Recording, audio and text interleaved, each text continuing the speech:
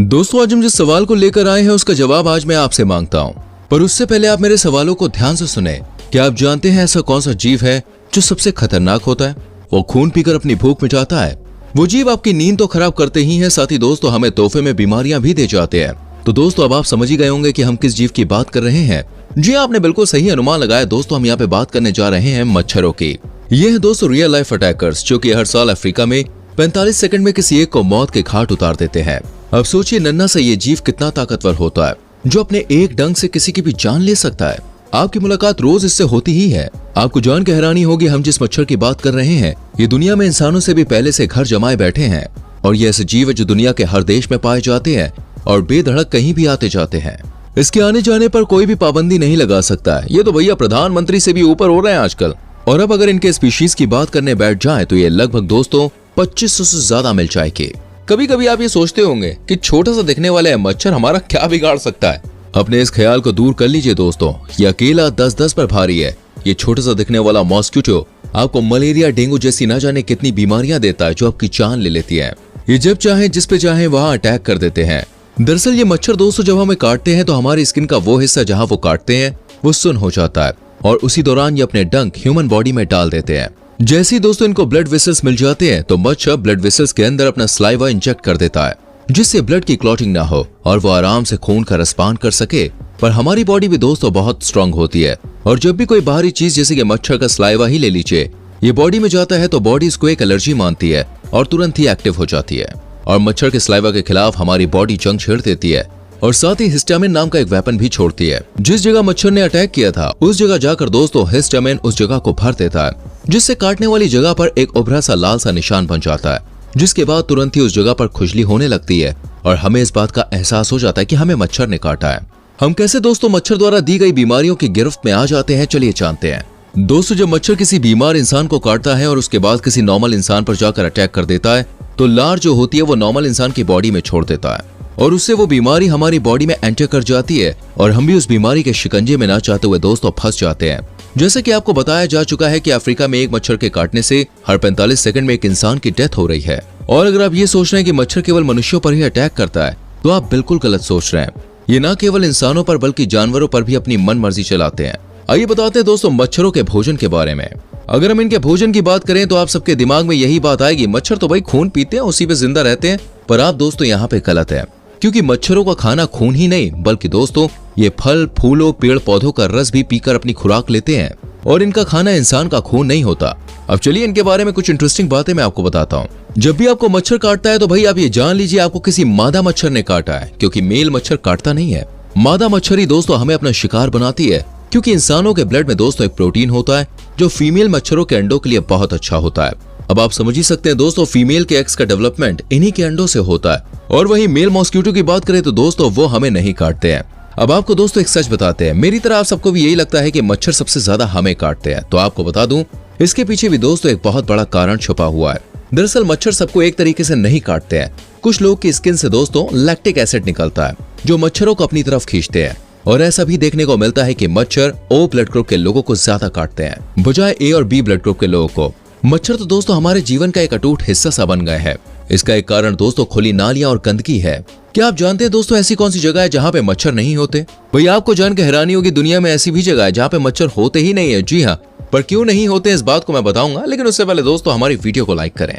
आपको ऐसा बिल्कुल भी सोचने की जरूरत नहीं है कि दोस्तों मार्टिन ओडोमोस की वजह से मच्छर नहीं पाए जाते हैं, बल्कि इसके पीछे एक कारण है। वो कारण ये है कि इन जगहों पर मच्छर नहीं होते हैं। हम बात करें दोस्तों आइसलैंड की। ये एक ऐसी जगह है जहाँ पर मच्छर की एक भी ब्रीड नहीं पाई जाती है।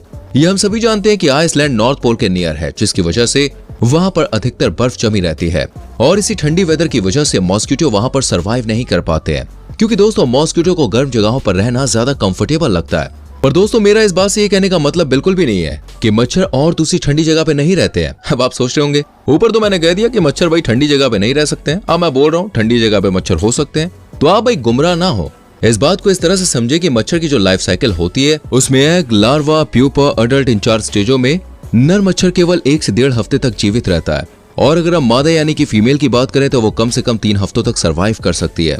अब ठंडी जगह पर दोस्तों लार्वा सर्दियां आते ही प्यूपा बन जाते हैं, और इस ठंड की वजह से ये प्यूपा जम जाते हैं, और वापस से जब बर्फ पानी बनता है तो ये प्यूपा एडल्ट मच्छर में बदल जाते हैं और इसके बाद दोस्तों ये अपने आगे की प्रक्रिया करते हैं, अपने शरीर में न्यूट्रिएंट्स जमा करते हैं, जिससे कि दोस्तों और उनके इस प्रोसेस को करने में कम से कम 1 हफ्ता लगता है। अब दोस्तों मैं आपको बता दूं आइसलैंड में ऐसा करना संभव नहीं है, क्योंकि यहाँ पर मौसम बदलने की वजह से बर्फ तो पिघल जाती है, बर्फ पिघल तो जाती है और मच्छर अडल्ट में बदल भी जाता है, लेकिन तुरंत ही मौसम फिर से बदल गया तो ये अपने अंडे नहीं दे पाते और वापस से बर्फ में जम जाते हैं। और यही मेन कारण है जिसकी वजह से आइसलैंड पर मच्छर नहीं है, क्योंकि दोस्तों वो अपने अंडे पानी पर नहीं रख पाते हैं और उनकी ये मच्छरों की सेना तैयार नहीं हो पाती है। कैसे पाए इन मच्छरों से छुटकारा? दोस्तों आज तो सारी दुनिया ही मच्छरों की गिरफ्त में है। इनसे छुटकारा पाने के लिए वैसे तो दोस्तों कई सारे सीधे साधे तरीके हैं जिनसे हम मच्छरों से छुटकारा पा सकते हैं, पर वैज्ञानिकों ने दोस्तों अपनी एक रिसर्च में हम लोगों के सामने एक बात रखी है कि अगर हम पेस्टिसाइड्स और एरियल स्प्रे का यूज करें तो ये मच्छरों को दूर भगाने का एक बेहतरीन तरीका है। पर इस बात में दोस्तों आप धोखे में ना रहें कि मच्छर दुनिया से खत्म हो जाएंगे, बस थोड़ी राहत जरूर मिल जाएगी। इसके अलावा भी एक तरीका है जिससे ये मच्छर का रिप्रोडक्शन पार्ट कम किया जा सकता है। जिन ड्राइव टेक्नोलॉजी और स्टेराइल इंसेक्ट टेक्नोलॉजी, इन टेक्नोलॉजीज का इस्तेमाल करके हम मच्छरों को दुनिया से धीरे धीरे करके खत्म कर सकते हैं, क्योंकि दोस्तों इस टेक्नोलॉजी के द्वारा मच्छरों का रिप्रोडक्शन पार्ट धीरे धीरे कम होने लगेगा और एक्शन नहीं होगा तो मच्छरों की संख्या नहीं बढ़ेगी। दोस्तों हमारे फ्यूचर में इनमें से कोई ना कोई तरीका अपनाकर मच्छरों से हमें आराम जरूर मिल जाएगा और मच्छर जो काटते हैं उससे लोग बीमार होते हैं, अपनी जान गंवाते हैं, ये भी नहीं होगा। बच्चे बड़े आराम से जहां चाहें वहां घूम सकते हैं बिना किसी परेशानी के। वरना आजकल तो यार कितनी प्रॉब्लम होती है, जब भी आप पार्क में जाओ, ऐसी जगह पे भी जाओ जहाँ ग्रीनरी है, वहां पे भी मच्छरों का डेरा जमा होता है। वेल दोस्तों अब इस बारे में बात करते हैं कि अगर मच्छर इस दुनिया से खत्म हो जाते हैं तो क्या इसका असर लाइफ साइकिल पर पड़ेगा? ऐसा माना जाता है कि मच्छर पानी में से हार्मफुल जर्म्स को खाकर पानी को साफ करते हैं। ये काम तो दोस्तों कोई और भी कर ही सकता है। पानी में तो और भी जानवर रहते हैं, वो भी इसको क्लीन कर सकते हैं, वो भी हमें बिना काटे। लेकिन दोस्तों क्या आपको मालूम है ये मच्छर कई जीवों का भोजन भी होते हैं, जैसे मछली, लिजर्ड। अब आप सोच रहे होंगे कि मच्छर अगर चले जाएंगे तो इनका खाना कहां से आएगा? दोस्तों आप इस बात से बिल्कुल बेफिक्र रहें, क्योंकि मच्छर भाई इनका मेन खाना नहीं होते हैं। ऐसा नहीं है कि मच्छर के चले जाने के बाद ये बिल्कुल भूखे रह जाएंगे, इनके ना होने से भी कोई फर्क नहीं पड़ने वाला है। मच्छर हाँ हमारे काम आते हैं पॉलिनेशन में, लेकिन दोस्तों ये काम तो मधुमक्खियां भी कर ही सकती हैं। कुल मिला के मैं ये कहना चाहता हूँ कि अगर मच्छर चले जाएं तो कोई फर्क लाइफ साइकिल पे नहीं पड़ने वाला है। जैसे कि मैंने आपको शुरुआत में बताया था कि मच्छर की कई प्रजातियां होती हैं। अब आपको ये बता देता हूँ कि सारे मच्छर भाई बुरे नहीं होते हैं। इनमें से कुछ मच्छर तो वेजिटेरियन होते हैं, जो बस फूल खाकर अपना गुजर बसर करते हैं और हमें कोई नुकसान भी नहीं पहुंचाते हैं।